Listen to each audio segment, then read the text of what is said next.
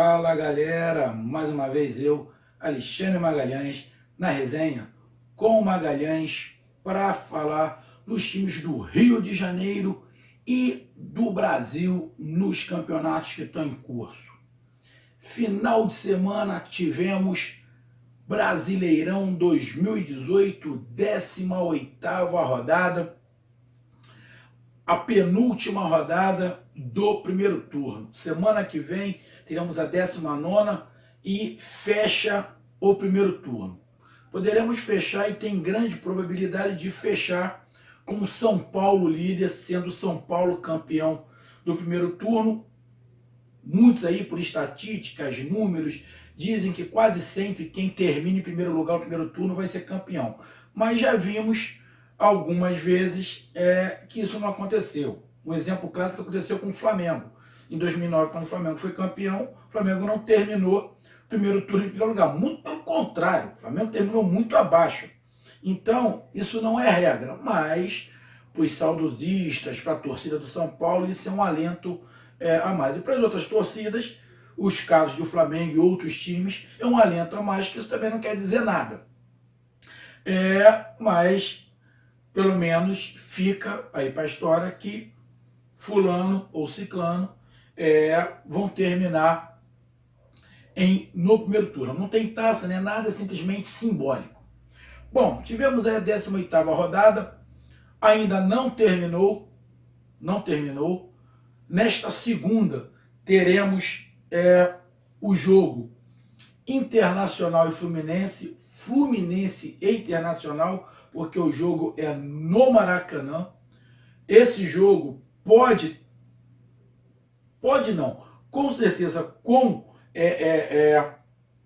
o resultado, derrota do Fluminense ou derrota do Inter ou empate, vai dar uma mexida na tabela. Vou dar uma olhadinha aqui rápido. O Inter está em quarto lugar agora. O Inter está em quarto lugar com 32 pontos. Se o Inter empatar, o Inter vai a 33. Aí empata número de pontos com o Grêmio, número de empates com o Grêmio, número de derrotas com o Grêmio. Só que no saldo de gols, o Grêmio fica na frente, se esse for o critério de desempate. Se o Inter empatar, continua em quarto lugar, com o mesmo número de pontos do Grêmio, só que com o número de gols, saldo de gols negativo. Quer dizer, negativo não, saldo de gols menor do que o do Grêmio, e fica o Grêmio em terceiro e o Inter em quarto. Se o Inter ganhar, o Inter passa o Grêmio, o Inter vai a 35 pontos, volta à terceira colocação, fica a 2 pontos do Flamengo e a 3 pontos do São Paulo. Se perder, lógico, continua em quarto lugar, porque os times que estão abaixo dele já jogaram, não vão passar. O Fluminense está em nono lugar. Se o Fluminense ganhar, o Fluminense vai empatar em número de pontos com o Cruzeiro. Aí fica com 7 vitórias também, 4 empates e 7 derrotas. Exatamente igual. 7 derrotas, deixa eu ver aqui para mim não. Isso, 7 derrotas. Fica exatamente igual. Só vai perder no saldo de gols. Que aí o saldo de gols do Cruzeiro é -1, o saldo de gols do Fluminense é -2. Ele empatando vai continuar com -2. Então, o Fluminense ganhando, ele continua em nono colocado. Mas pelo menos chega aos 25 pontos, se afasta mais da zona de rebaixamento. E acaba ficando 7 pontos para o quarto lugar, ou seja, 7 pontos para o G4 e a 7 pontos do Z4. Dá uma tranquilidade, fica exatamente no meio da tabela. Bom, essa semana, essa 18ª rodada, terminando, vai ficar como ficou. São Paulo em primeiro, Flamengo em segundo, Grêmio em terceiro, ou em quarto, dependendo do resultado do Inter. O Inter em terceiro ou em quarto, dependendo do seu resultado hoje. Atlético em quinto, Palmeiras em sexto, Corinthians em sétimo, Cruzeiro em oitavo, Fluminense em nono, e vai continuar em nono mesmo que perca, Botafogo em décimo, América Mineiro em 11º, apesar que se o Fluminense perder, não, continua.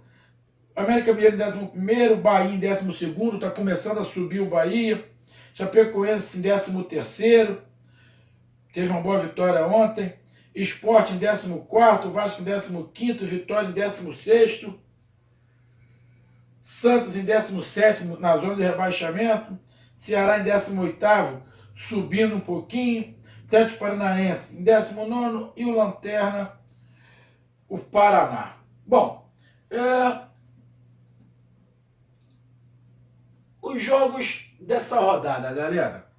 Bom, nessa rodada tivemos jogos no sábado. Tivemos 2 jogos no sábado, onde a gente fez aqui uma análise aqui rápida de cada jogo. Deixa eu colocar aqui, que toda hora isso aqui sai, complicado. Tivemos Atlético Paranaense e Ceará. Na verdade, Ceará e Atlético Paranaense empataram em 0-0. A gente fez um pós-jogo aqui. O Ceará melhorou muito da Copa do Mundo para cá, mas perde pontos em casa. Empatou com o Santos, agora empata com o Atlético Paranaense. São pontos que ele tem. O Ceará tem que somar pontos de qualquer maneira. É aquele ditado, eu digo que é melhor pingar do que secar. Porém, em casa, ele tinha que fazer o dever de casa. Porque fica muito mais fácil o Ceará tentar ganhar em casa do que ganhar fora de casa. Fora de casa complica um pouquinho mais. E acabou empatando com o Atlético Paranaense, sendo ruim para os dois. O Atlético Paranaense tem um jogo a menos ainda, mas ficou ruim para os dois. O Atlético Paranaense também tem que melhorar muito. Teve um desempenho bom na Sul-Americana, se classificou para outra fase. Até quando isso vai ser bom? Apesar que dinheiro entrando é sempre bom, mas o Atlético Paranaense tem que visar o Campeonato Brasileiro, porque ele está muito atrás, já estamos chegando na metade do campeonato, e esse campeonato começa a encurtar, quando ele olhar, não vai ter mais como ele sair da zona de rebaixamento. Os times que estão atrás são times que têm, os times que estão ali brigando são times que têm tradição, não é qualquer time. É Santos, o Vasco que está encostando ali, caindo também, e Sport, Vitória, ou seja, são times que vão dar trabalho. Então, o Atlético Paranaense tem que reforçar, e o Ceará também. Tivemos também Bahia 1 e América Mineiro 0. Bom, não gostei muito do jogo do América Mineiro, não gostei, falei aqui. O time do Bahia eu gosto bastante, é um time que vai bem para frente, tem um ataque bom, é um dos times mais habilidosos desse campeonato, inclusive mais habilidosos que muito time que está na parte de cima da tabela. Sempre falei aqui que a posição do Bahia não é lá embaixo, a posição do Bahia é do 10º para cima, que ele tem time para isso, tem que consertar a parte defensiva, mas o Bahia tem time para isso e está começando a engrenar, já subiu um pouco, e o Bahia dá trabalho para qualquer time, em qualquer lugar, ou em casa ou fora. O Bahia dá trabalho, porque é um time que tem qualidade e dá trabalho. O América Mineiro, acho que o América Mineiro nesse jogo muito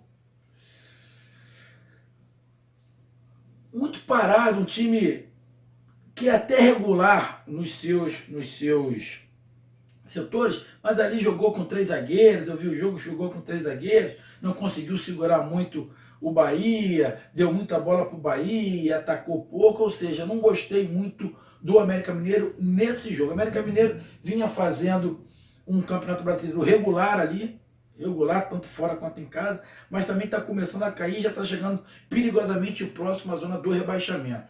E o Bahia está fazendo o inverso. O América Mineiro está pegando o elevador descendo e o Bahia elevador subindo. Então o América Mineiro tem que começar a abrir o olho também, para não deixar encostar muito na parte de baixo da tabela, porque depois fica difícil de sair. Parece até areia movediça.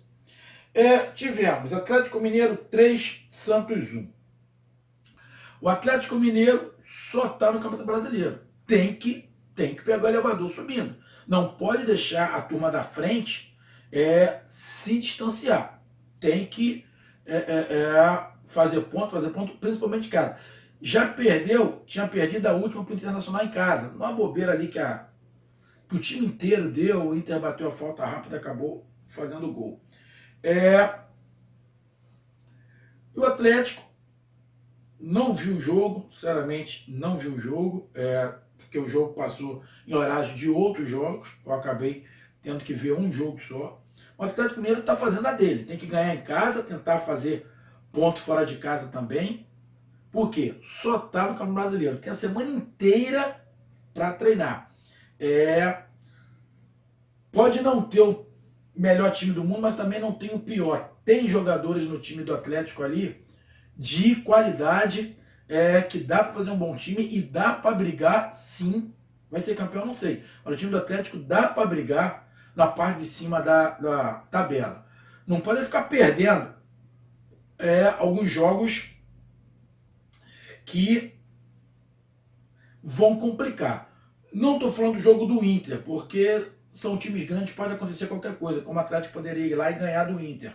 Mas em casa, o Atlético tem que favorecer o mano de campo, se ele pensa em título. Fora, o que vier é lucro, mas em casa tem que ganhar, principalmente porque só está disputando o Campeonato Brasileiro. E jogou contra o Santos. Cara, o Santos tem que se reinventar. O Santos tem que começar do zero. Alguns jogos atrás, não, o Cuca assumiu agora, tem que dar um tempo. Tem que dar um tempo, concordo, para ele consolidar um trabalho. Mas ele tem que fazer ponto, o Santos tem que fazer ponto. Tem que fazer ponto, perde mais uma, tá na zona de rebaixamento, tem um jogo a menos, que tem o jogo contra o Vasco, mas está começando a preocupar. Tem um time com uma certa qualidade, principalmente do meio para frente, mas tem que começar a melhorar porque está começando a assustar. Começando a assustar e já estamos no meio do campeonato. A próxima rodada é a última, então o Santos tem que melhorar, igual alguns times que eu estou falando aí. O Santos tem que melhorar. Tem caixa para melhorar, mas não pode esperar muito.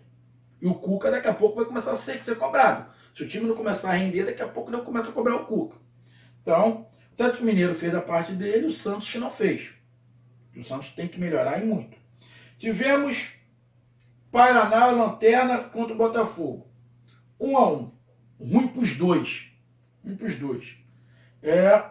O Botafogo estava ganhando até os 50 minutos do segundo tempo. Na última bola, o Paraná empatou. Isso quer dizer o quê? Bom, o Paraná, na minha visão, continua sendo o time mais fraco. Fraco nos três setores. E o Paraná vai ter muita dificuldade para sair da zona de rebaixamento. É impossível não, mas vai ter muita dificuldade. O Botafogo teve a estreia do Zé Ricardo. Bom, a gente já viu um time mais arrumado, um time já sabendo onde se posicionar, os jogadores já sabendo o que tem que fazer, quando atacar, para onde ir, quando defender, para onde tem que voltar. Já viu um time mais arrumado taticamente. É só o início. Mas acabou numa infelicidade ali, a bola batendo no Igor Rabelo, desviando e entrando no gol. Mas o Botafogo perdeu muito gol. Aí não é culpa do treinador. Bola chegou na frente, chegou para os jogadores. Luiz Fernando perdeu um gol cara a cara com o goleiro. Pimpão também. Aí fica difícil depois jogar na conta do treinador. Botafogo tem que melhorar. Mas já deu indícios ali que, taticamente, o Zé Ricardo começou a ajeitar esse time. O gol foi uma fatalidade. O jogador chutou, bateu no pé do Igor Rabelo e desviou. Tivemos Chapecoense 2, Corinthians 1. Tivemos aí Chapecoense que não vem bem, o time da Chapecoense é mais fraco do que o do ano passado, mas conseguiu uma vitória que está beirando perigosamente ali da zona de rebaixamento. Jogou contra o Corinthians, se eu não estiver enganado, com o time quase que todo reserva. Acho que só com 2 titulares. Teve um problema lá com o Cleison, tacando água na torcida. Teve o lance do Cássio que o juiz errou descaradamente. O juiz errou descaradamente e ainda bem que saiu o gol da Chapecoense. Descaradamente. Cássio tinha que ter sido expulso. Se tem um árbitro de vídeo, ele ia ser expulso. O árbitro de vídeo ia falar, ia mandar, mas o árbitro expulsou, errou clamorosamente a favor do Corinthians. Por azar dele, o Chapecoense fez o gol. E por destino, pela verdade do destino, por ironia do destino, a Chapecoense fez gol justamente nesse lance, aonde a Chapecoense foi prejudicada pelo Cássio não ter sido expulso. Então, o Corinthians perdeu fora de casa. O Corinthians tem sérios problemas, tanto em casa quanto fora de casa. É um time que eu falei que vai ficar oscilando. Apesar desse jogo jogar com o time quase todo misto, o reserva, e a Chapecoense acabou aproveitando ali, conseguiu ganhar esse jogo para dar um respiro, que a Chapecoense está beirando perigosamente a zona de rebaixamento e é um time mais fraco que o do ano passado. Tivemos a vitória do Flamengo, todo titular contra o reserva do Cruzeiro. Ganhou, legal, teve Henrique Dourado, Vitinho melhorando, mas o time do Flamengo não jogou bem. Taticamente, o time do Flamengo é muito vulnerável. Taticamente, estou falando tecnicamente. Taticamente, o time do Flamengo é muito vulnerável.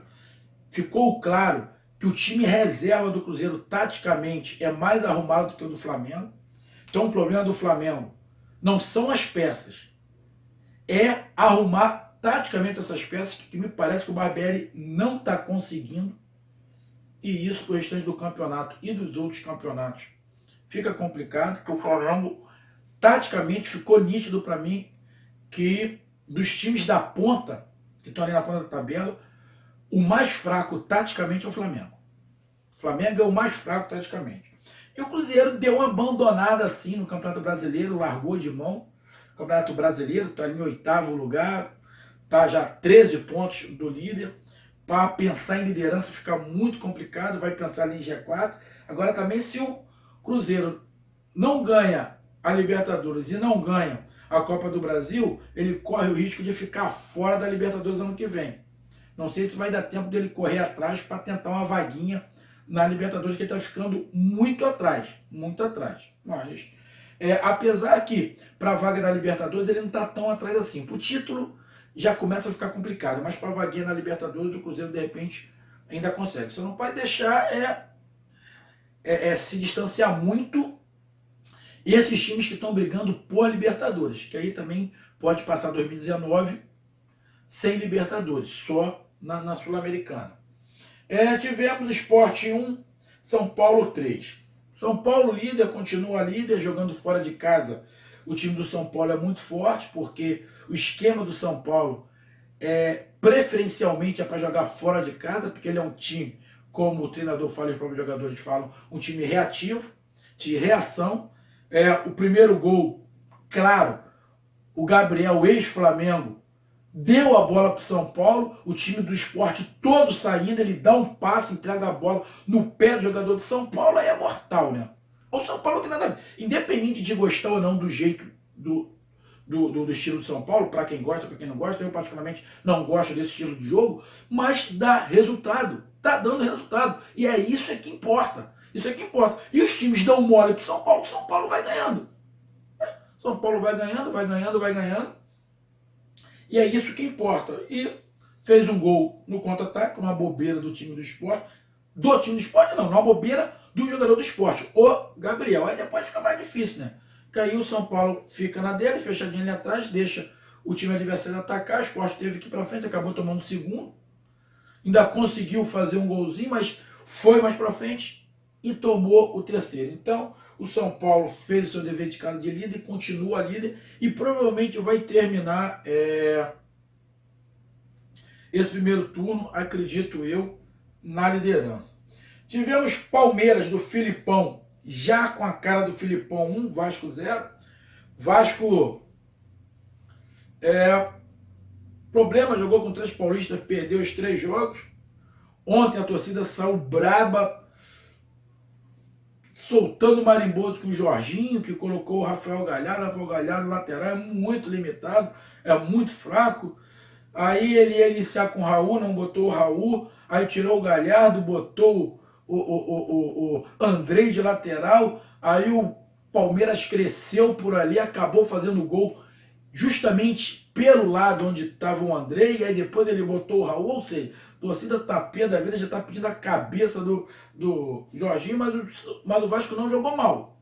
Mas o Jorginho fez ali uma cagalhopança e a torcida já está por aqui com o Jorginho, já está doido para arrancar, ó, fazer gol ceifador, arrancar a cabeça dele, porque já estão perdendo a paciência. E o Vasco está ali com 19 pontos, perigosamente implorando para entrar na zona de rebaixamento. Tem 2 jogos a menos, tem, a gente sabe, mas está implorando para entrar na zona de rebaixamento. E o Palmeiras vem se acertando. Como eu disse no pós-jogo, o Palmeiras tem 2 times opostos. O titular, que jogou a Libertadores, é um time que tem uma marcação muito forte no meio e sai para o contra-ataque muito rápido. E o time reserva, que jogou ontem, é um time que marca menos no meio, tem mais qualidade, tem mais toque de bola, é um time que gira mais, mas tem menos velocidade. Então são times opostos, mas com a cara do Filipão. O Filipão tá dando ali o seu feijão com arroz, acho que tá dando certo. E o Palmeiras vem fazendo aí, começando a manter uma certa regularidade nos seus jogos. Tivemos Grêmio 4, Vitória 0. O treinador do Vitória pediu para ir embora. O Grêmio sapecou em casa uma goleada, 4-0. O time do Grêmio, principal ou reserva, é sempre muito bem arrumado. Taticamente, um dos melhores do Brasil, porque o Renato arma seu time muito bem. E o Vitória caindo pelas tabelas ali, desesperado.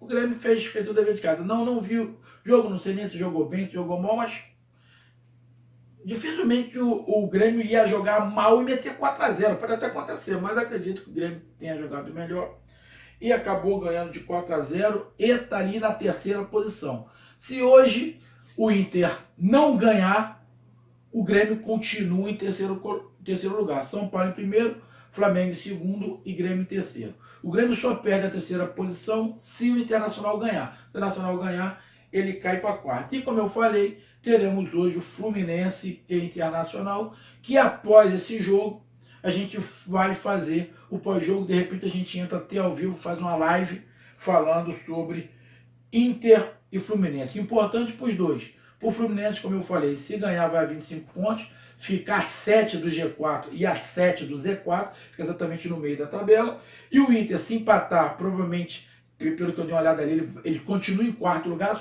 mesmo número de pontos do Grêmio, mas em 4º lugar, ali pelos critérios, fica em 4º lugar. Se ganhar, passa o Grêmio, vai a 3º colocado, fica a 2 do Flamengo e a 3 do São Paulo, e se perder, continua em 4º lugar.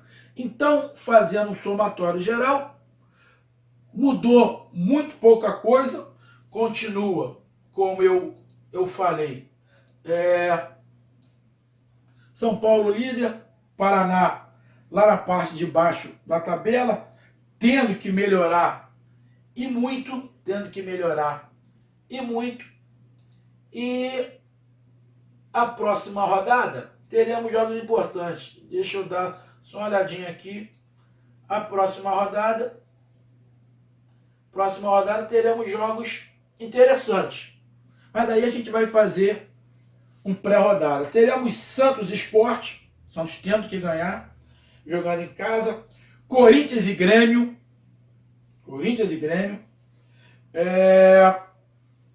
Em São Paulo. Atlético Paranaense e Flamengo. Jogos bons. Atlético tendo que ganhar, que está na parte de baixo da tabela. Internacional e Paraná. De repente, uma chance do Paraná passar o Flamengo. Cruzeiro e Bahia, bom jogo, Cruzeiro e Bahia, bom jogo. Se o Bahia ganha, encosta mais no Cruzeiro, o Cruzeiro, se ganha, dá uma subidinha. Vitória e Palmeiras, Vitória desesperado, que se perder esse jogo pode entrar na zona de rebaixamento. Botafogo e Atlético Mineiro, um jogo complicado para o Botafogo, complicado, realmente que o Botafogo joga no meio de semana. América Mineiro e Fluminense, bom jogo, dá para o Fluminense fazer uma boa partida. Lá, América Mineiro tem que melhorar, que está perigosamente perto da zona de rebaixamento.